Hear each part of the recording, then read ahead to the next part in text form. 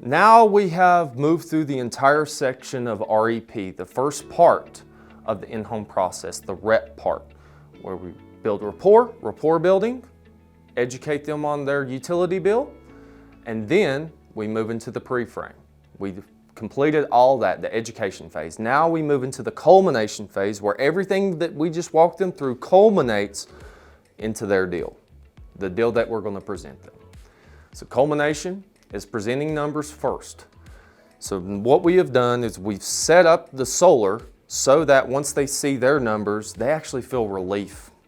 In the tax credit portion of education, in the pre-frame, we actually show them a number that is much larger than what their actual number is when it comes to the cost of their solar. So as we're explaining the tax credits and showing them how the government reduces their liability by 30%, we have to give them a solar cost. Well, that cost should be $10,000 to $15,000 more than what their actual cost is, because when we present their numbers to them, we want them to feel a little bit of relief. So we show them a big number early, and then when it gets to their numbers, we show them a smaller number so that they take a breath of fresh air. So in the culmination phase, the first thing that we do is show them their numbers. Okay, here's how much your solar system would cost.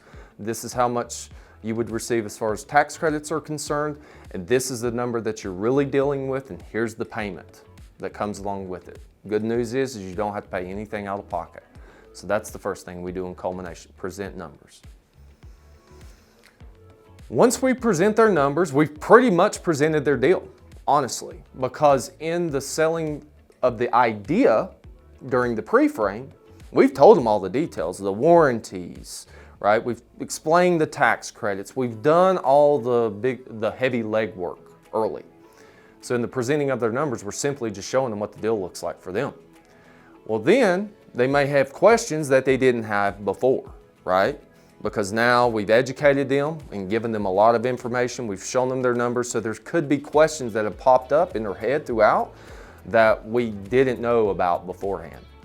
So once we present their numbers, we move into the second part of the culmination phase, which is answering outstanding questions.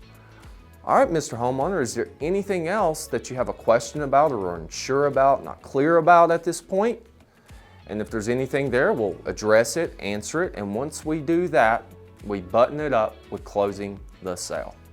So closing the sale is where all the anxiety of the meeting goes through the roof, because now you're asking for the business. Well, hopefully in your pre-frame, you at least set the expectation that once we go through all of your numbers and answer all of your questions, we're going to make a decision. It's either you have a better deal with your utility company or you have a better deal with solar. Being a solar representative, there should never be a time that you're sitting in a house and the utility is a better deal.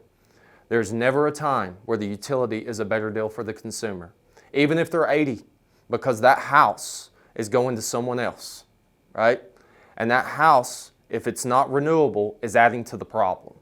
So there's never a situation in my mind as a solar representative where solar isn't the best choice for them. Because of that, when we close the sale, we never ask, we assume. Because the assumption close is rooted in the power of positive thinking.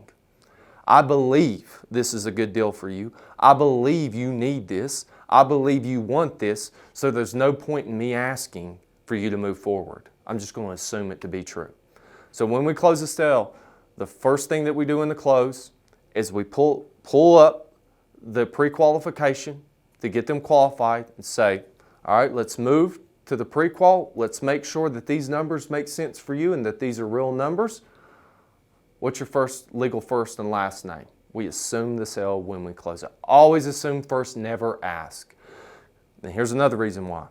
If I were to ask someone to make an important decision, right, after I've given them a lot of information, they've only known me for a couple hours at this point, that's a big question to answer. So most people, just because we're creatures of habit and don't like change, they're going to say, man, I just need some time to think about it, right? Because it's a lot. And they don't want to say yes. It's not because the yes is bad.